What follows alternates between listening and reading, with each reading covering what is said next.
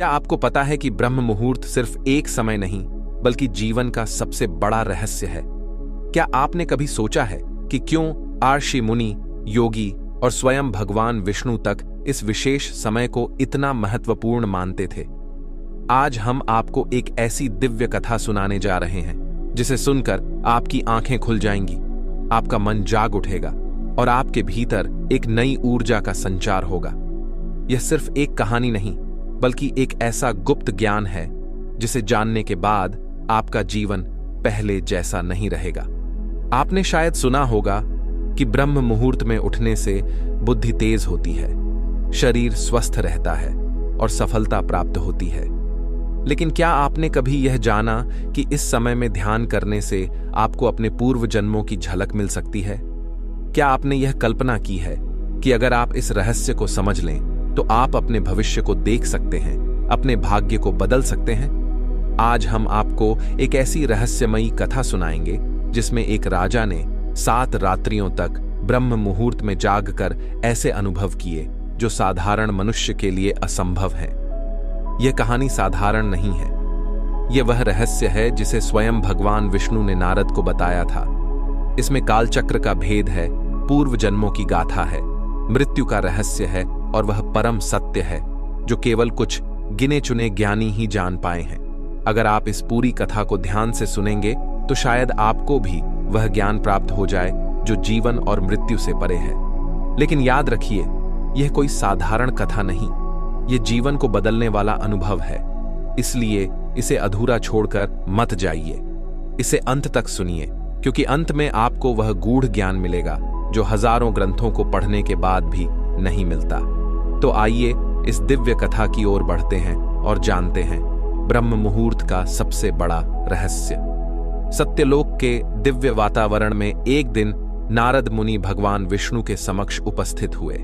उनकी वीणा से मधुर ध्वनि गूंज रही थी, लेकिन उनके हृदय में एक जिज्ञासा थी। वे भगवान विष्णु के चरणों में प्रणाम कर बोले, हे प्रभु, मैंने अनेक पुराणों, वेदों और शास्त्रों का अध्ययन किया है, किंतु एक प्रश्न मेरे मन में बार बार उठता है। जब मैं पृथ्वी लोक पर जाता हूं तो देखता हूं कि कुछ मनुष्य अलौकिक तेज से संपन्न होते हैं। उनका मन शांत, शरीर निरोग और बुद्धि प्रखर होती है। वहीं कुछ लोग आलस्य, दुख और अशांति में लिप्त रहते हैं। इस अंतर का कारण क्या है? क्या इसका संबंध जागरण के समय से है? क्या ऐसा कोई विशेष समय है जब ब्रह्मांड की दिव्य ऊर्जा मानव के लिए सहज सुलभ हो जाती है? भगवान विष्णु मंद मुस्कान के साथ बोले, हे नारद, तुमने बहुत ही गूढ़ प्रश्न किया है। यह भेद साधारण नहीं बल्कि अत्यंत महत्वपूर्ण है। इसका रहस्य ब्रह्म मुहूर्त में छिपा हुआ है। यह वह समय है जब ब्रह्मांड की समस्त सकारात्मक ऊर्जा पृथ्वी पर बहने लगती है। यह मुहूर्त देवताओं, ऋषियों और सिद्ध पुरुषों का प्रिय समय है। इस काल में जो जागता है वह स्वयं ब्रह्मांड की दिव्यता को अपने भीतर समाहित कर सकता है। नारद मुनि ने फिर प्रश्न किया, हे प्रभु, यदि ब्रह्म मुहूर्त इतना शक्तिशाली है तो कृपया मुझे एक ऐसी कथा सुनाइए जिससे इसका वास्तविक प्रभाव स्पष्ट हो सके। भगवान विष्णु बोले, हे नारद, ध्यान पूर्वक सुनो। मैं तुम्हें एक अत्यंत प्राचीन कथा सुनाने जा रहा हूं, जिसे सुनकर तुम स्वयं ब्रह्म मुहूर्त की महिमा को समझ सकोगे। यह कथा एक ऐसे राजा की है जो ब्रह्म मुहूर्त के प्रभाव से जीवन मृत्यु के बंधनों को पार कर सका। बहुत समय पहले की बात है। पृथ्वी लोक पर सौम्य नगर नामक एक समृद्ध राज्य था। इस राज्य का राजा चंद्रकेतु था, जो पराक्रमी, न्यायप्रिय और विद्वान था। उसकी प्रजा उससे अत्यंत प्रेम करती थी, क्योंकि वह न केवल एक कुशल योद्धा था बल्कि संतों और आर्षियों का सम्मान भी करता था। परंतु एक समस्या थी। राजा का मन सदैव अशांत रहता था। अपार वैभव, शक्ति और भोग विलास होने के बावजूद भी उसे शांति नहीं मिलती थी। राजमहल में सुख सुविधाओं की कोई कमी नहीं थी, लेकिन जब भी वह रात्रि को सोता तो उसे अजीब अजीब स्वप्न आते। कभी वह देखता कि वह एक अंधकारमय गुफा में फंसा है, कभी ऐसा प्रतीत होता कि कोई अदृश्य शक्ति उसे पुकार रही है, किंतु वह उसे देख नहीं पाता। समय बीतता गया और राजा की यह अशांति बढ़ने लगी। उसने अपने दरबार के विद्वानों, ब्राह्मणों और ज्योतिषाचार्यों को बुलाकर अपनी समस्या का समाधान पूछा। सभी ने अपने अपने मत दिए, किंतु किसी के पास सटीक उत्तर नहीं था। एक दिन एक वृद्ध आर्षि अत्रि उसके दरबार में आए। उनकी आंखों में अपार शांति और मुख पर दिव्य तेज था। राजा ने हाथ जोड़कर कहा, हे ऋषिवर, मैं दिन रात भोग विलास में लिप्त रहने वाला राजा हूं, परंतु न जाने क्यों मेरे मन को शांति नहीं मिलती। कृपया मुझे इस दुख से मुक्त होने का उपाय बताइए। आर्षि अत्रि कुछ क्षण चुप रहे, फिर बोले, हे राजन, तुम्हारी समस्या का समाधान केवल एक ही है। तुम्हें ब्रह्म मुहूर्त में जागने और साधना करने का अभ्यास करना होगा। यही वह समय है जब परमात्मा स्वयं अपनी दिव्य ऊर्जा इस संसार में प्रसारित करते हैं। जो इस समय का लाभ उठाता है वह अपने समस्त पापों से मुक्त होकर मोक्ष के मार्ग पर बढ़ता है। राजा चौंक उठा। उसने पहले कभी इस विषय में नहीं सुना था। उसने पूछा, हे ऋषिवर, क्या मात्र ब्रह्म मुहूर्त में जागने से मेरी समस्या का समाधान हो सकता है? यह कैसे संभव है? ऋषि मुस्कुराए और बोले, राजन, संसार में प्रत्येक वस्तु का एक निश्चित समय होता है। जैसे सूर्योदय से पहले आकाश में हल्की लालिमा प्रकट होती है, वैसे ही आत्मा के जागरण का भी एक समय होता है। यदि तुम इस समय में जागकर साधना करोगे तो तुम्हारे समस्त मानसिक क्लेश समाप्त हो जाएंगे। किंतु ध्यान रहे, केवल जागना ही पर्याप्त नहीं। तुम्हें इस समय में ध्यान, मंत्र जाप और आत्मचिंतन करना होगा। राजा ने निर्णय लिया कि वह अगली ही सुबह ब्रह्म मुहूर्त में उठेगा और आर्षि के बताए मार्ग का अनुसरण करेगा। अगली भोर जब पूरा महल गहरी नींद में था, राजा चंद्रकेतु अपनी शैया से उठा। उसने देखा कि आकाश में हल्की चांदनी फैली थी और ठंडी हवा बह रही थी। उसने गंगा जल से स्नान किया और ध्यान करने बैठ गया। पहले कुछ मिनटों तक उसका मन इधर उधर भटकता रहा। कभी उसे राज्य की चिंताएं सताने लगीं तो कभी नींद का प्रभाव हावी हो गया, परंतु वह हार मानने वालों में से नहीं था। उसने आर्षि अत्रि द्वारा बताए गए एक विशेष मंत्र का जाप किया। ओम नमो भगवते वासुदेवाय नमः। कुछ ही क्षणों में उसके भीतर एक दिव्य शांति का अनुभव होने लगा। जैसे जैसे वह मंत्र का जाप करता गया, वैसे वैसे उसका चित्त स्थिर होने लगा। जब वह ध्यान से उठा तो उसने अनुभव किया कि उसका मन पहले से अधिक हल्का और शांत था। ऐसा प्रतीत हो रहा था जैसे कोई अदृश्य शक्ति उसे स्नेहपूर्वक आलिंगन कर रही हो। राजा अत्यंत प्रसन्न हुआ और अगले दिन पुनः ब्रह्म मुहूर्त में जागने का संकल्प लिया। उसने आर्षि अत्रि को अपने अनुभव के बारे में बताया। आर्षि मुस्कुराए और बोले, राजन, यह तो बस प्रारंभ है। यदि तुम इसी प्रकार निरंतर ब्रह्म मुहूर्त में जाग कर साधना करते रहोगे तो कुछ ही समय में तुम्हें दिव्य रहस्यों की अनुभूति होने लगेगी। राजा चंद्रकेतु चकित था। उसने जिज्ञासावश पूछा, हे ऋषिवर, ये दिव्य रहस्य कौन से हैं? क्या मैं इन्हें समझ सकता हूं? ऋषि अत्रि ने एक गहरी सांस ली और बोले, इसका उत्तर मैं तुम्हें अगले कुछ दिनों में दूंगा, किंतु पहले तुम्हें 7 रात्रियां लगातार ब्रह्म मुहूर्त में जागकर ध्यान करना होगा। यदि तुम इस परीक्षा में सफल हुए तो तुम्हें वह रहस्य मिलेगा जो समस्त संसार के लिए दुर्लभ है। राजा ने संकल्प लिया कि वह इस परीक्षा को अवश्य पूर्ण करेगा। अगले 7 दिनों तक वह नियमित रूप से ब्रह्म मुहूर्त में उठेगा, ध्यान करेगा और आर्षि अत्रि के बताए मार्ग पर चलेगा। दूसरी रात जब राजा ने ध्यान करना शुरू किया तो उसे एक अद्भुत अनुभूति हुई। पहले तो मन में असंख्य विचार उमड़ने लगे, राज्य की सुरक्षा, प्रजा के कल्याण, भविष्य की योजनाएं। किंतु जैसे ही उसने अपनी दृष्टि को स्थिर किया और आर्षि अत्रि द्वारा दिया गया मंत्र दोहराने लगा, ओम नमो भगवते वासुदेवाय, वैसे ही उसके भीतर एक अजीब सी शांति फैलने लगी। अचानक उसे प्रतीत हुआ जैसे वह अपने शरीर से परे जा रहा है। उसका मन हल्का हो गया और उसने एक विशाल प्रकाशमयी चक्र को अपने सामने घूमते हुए देखा। वह चक्र निरंतर गतिमान था, कभी तेज कभी मंद। उसी समय उसे एक दिव्य स्वर सुनाई दिया, हे राजन, यह जो तुम देख रहे हो वह काल चक्र है। ब्रह्म मुहूर्त में ध्यान करने से साधक को काल का बोध होने लगता है। वही काल जो जन्म, मरण और पुनर्जन्म के बंधनों को निर्धारित करता है। यदि तुम इस साधना को 7 दिन तक निरंतर जारी रखोगे तो तुम्हें काल के रहस्यों की अनुभूति होगी। राजा चौंक कर ध्यान से बाहर आ गया। उसकी सांस तेज चल रही थी, लेकिन मन अत्यंत हल्का था। यह एक विलक्षण अनुभव था जिसे उसने पहले कभी महसूस नहीं किया था। तीसरी रात जब राजा ध्यान में बैठा तो इस बार वह सहज रूप से समाधि में चला गया। कुछ ही क्षणों में उसने स्वयं को किसी अन्य स्थान पर पाया। वह किसी महल में खड़ा था, पर यह उसका अपना महल नहीं था। चारों ओर दिव्य वस्त्रों से सुसज्जित लोग खड़े थे।